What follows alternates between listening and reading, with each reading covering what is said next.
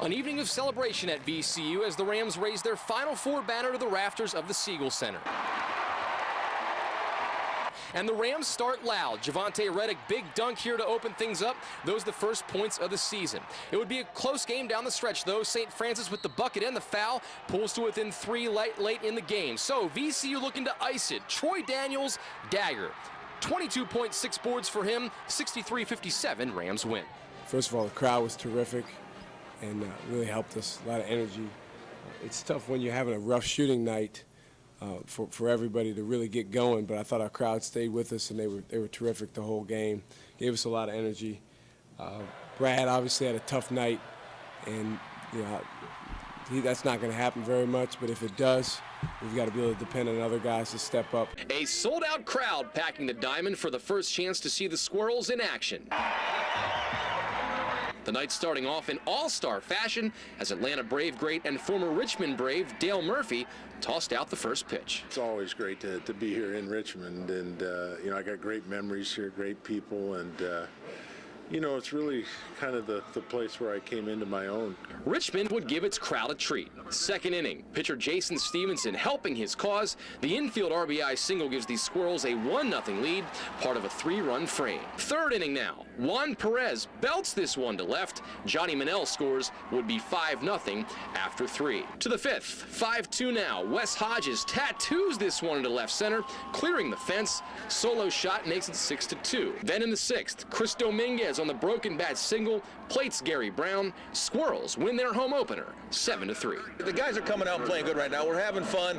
The hometown crowd's behind us, and we couldn't be happier about being back in Richmond. Big game tonight. It's awesome, just because you know you want to play well for your hometown and just get off to a good start. So just kind of just helps the team kind of settle in. Especially for the young guys, this win's a big win, and it's their first starter win, and now it's time for the next guy to go out there and do the same. It's a great win for us. It's a great atmosphere. Guys came to play tonight, and we did a good job executing. Putting guys in runners in scoring position and hitting the ball hard and making things happen. These are pictures of what Chris Browning and Brooke Pleasant say they saw minutes after warming up some Uncle Ben's Ready Rice last Wednesday. I was ill. Just the smell alone was enough because it looked like a cooked creature. It had a beak and you could see its eyeball. It was clearly visible that it was a bird. They say they just opened the rice package and this is what plopped onto their plate. It smelled like rotten flesh, just death. I mean, pure death for days. I couldn't even think about eating. The two women say they immediately called the store where they got it, Uncle Ben's, and state inspectors. One came by the house to test whatever this was. He definitely said it was an animal. He kept thinking it was a rat, which is even worse in my opinion. We checked with the Virginia Department of Agriculture and Consumer Services. They confirmed that an investigation is ongoing and sample results are still pending.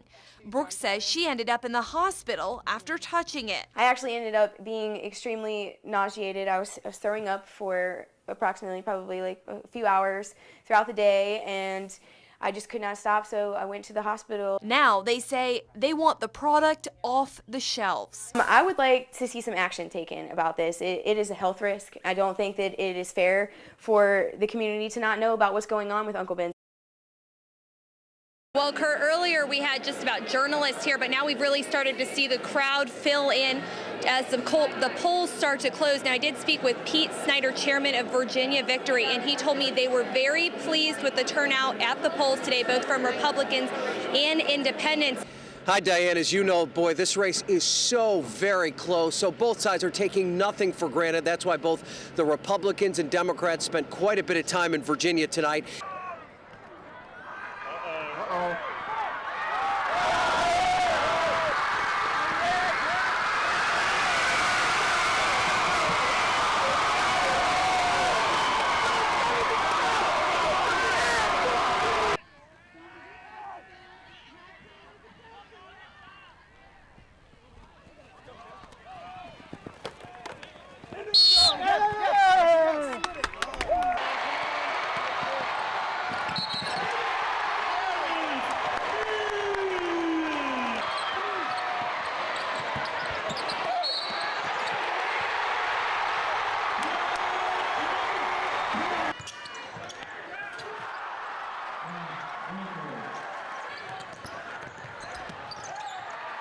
Y'all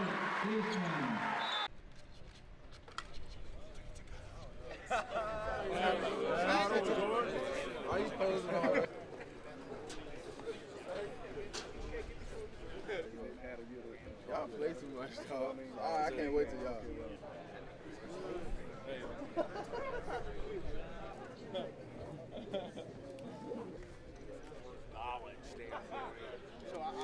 Weight championship belt for myself, but I actually couldn't fit it around my waist, if that tells you anything. He's a hell. He's the man with the speed, talking about the speed. Yeah. It was definitely, camera. Let me see the camera. I mean, we got an orange stripe down the middle. It'll be